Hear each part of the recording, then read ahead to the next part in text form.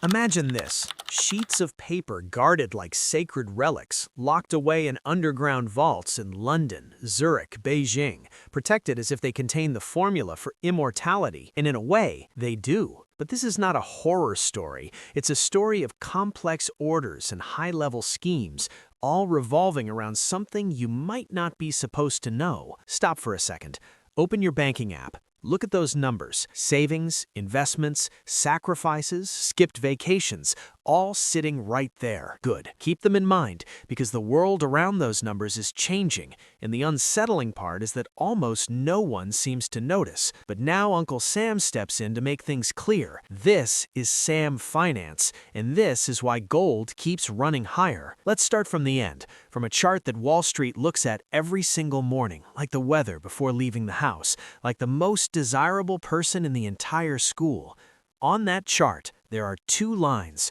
The first is the S&P 500, the 500 largest companies in America, technology, artificial intelligence, the future, optimism. The second is gold, a yellow metal humanity has been killing each other over for 5,000 years, and that even Captain Jack Sparrow would have gone crazy for. Now the question is simple. Do you know what these two lines are doing? They are both at all-time highs. Together, it's like seeing pouring rain and tropical sunshine in the exact same place at the exact same time.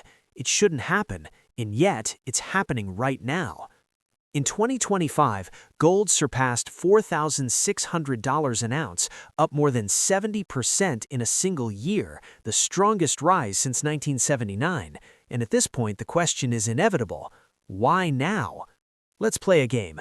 Imagine a deserted island, 10 castaways, 10 pirates of the worst kind, a total of 10 euros, 10 1-euro coins, not one more. With that money, they trade everything: fish, coconuts, shelter. One coconut costs 1 euro. The system works. Peace, balance, karma. Then an 11th castaway arrives, the magnificent Captain Jack Sparrow, smiling, athletic, with a very unusual run, carrying 100 euros in his pocket. Suddenly there are 110 euros on the island, but the coconuts are the same and the fish didn't magically multiply. The result? The coconut now costs 11 euros, not because the coconut became better, but because the money is worth less. This is not a fairy tale, it's global economic policy explained with a beach, and that's how inflation moves.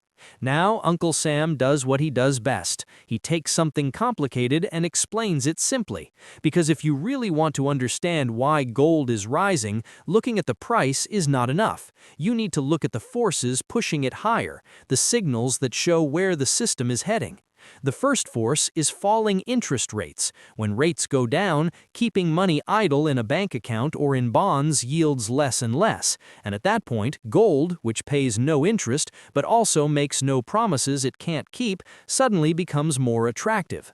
When real yields are zero or negative, gold no longer looks lazy, it just looks honest. The second force is currency debasement. When you print more money, every single euro or dollar buys a little less than before, and gold, which cannot be printed, does the one thing it has done for 5,000 years: preserve purchasing power over time. Gold doesn't become more valuable, money becomes less valuable. The third force is rising demand, and this is where the picture comes together. When central banks, sovereign funds, and institutional investors all start buying the same thing, they're not following a trend, they're reading the same message beneath the surface. More demand, the same amount of gold, prices go up. Simple math, no master's degree required.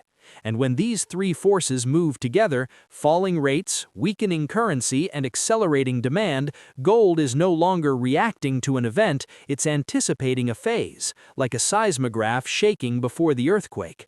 Uncle Sam isn't saying the world is ending tomorrow. He's saying the system is rebalancing, and gold, as always, moves first. Now it's moved to the second step, debt, which is simply money borrowed that sooner or later has to be paid back with interest. It's like your grandma lending you 10 euros and asking for 12 back later. Naughty grandma, that's not very nice.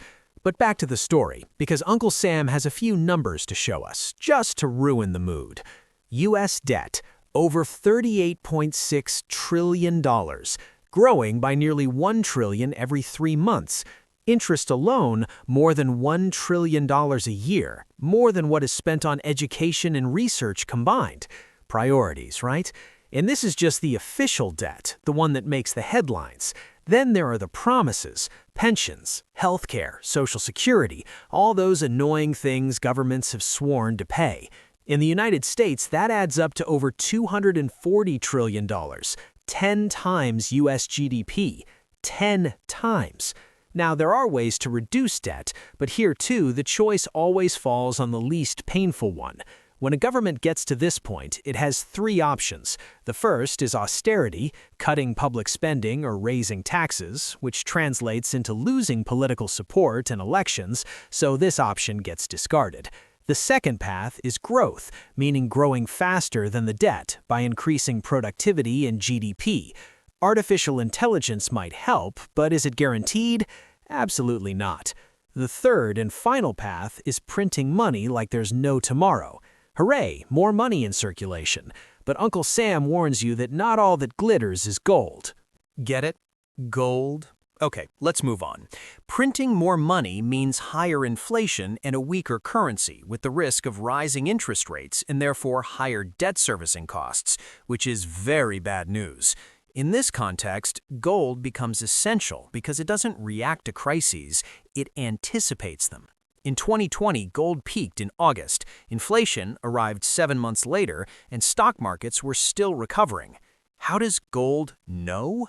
Simple. The largest buyers of gold in the world are central banks, the same ones that decide how much money to print.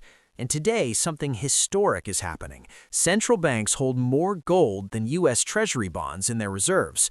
According to the World Gold Council 2025 survey, 95% of central banks expect global gold reserves to increase, and 43% plan to increase their own holdings directly. Translation: those who print money are buying the one thing that cannot be printed: gold. Not unsettling at all, right? Completely normal.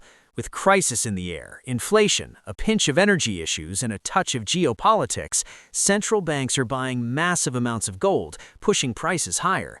And gold cannot be frozen, cannot be printed, and the only way to move it is physically. Now Uncle Sam shifts to Japan and shows how what's happening there is influencing gold prices. The yen has long been considered a safe haven currency, but inflation has now reached the east as well. Long-term Japanese bond yields have risen, and Prime Minister Takaichi has promised expansionary fiscal policies and a more accommodative monetary stance, which means more debt and probably more money printing. Once again, gold becomes our insurance. And this is why today everything is rising together. Stocks up, gold up, silver up, miners soaring. Normally this doesn't happen, but today 2 opposite emotions coexist: technological enthusiasm and systemic fear, optimism about the future and anxiety about the foundations. Gold doesn't signal panic, it signals cracks, it's preventative positioning, it's insurance. And at this point, Uncle Sam can tell you what the most informed people on the planet are doing. Central banks are buying gold, sovereign funds are buying gold, institutional investors are buying gold. These are not stupid people. They have access to information and analysis you and I will never see. If they're all doing the same thing, maybe it's worth asking why the world is changing. This is Uncle Sam. This is Sam Finance. And if you want to understand finance in a simple way, this is the right place. See you in the next video.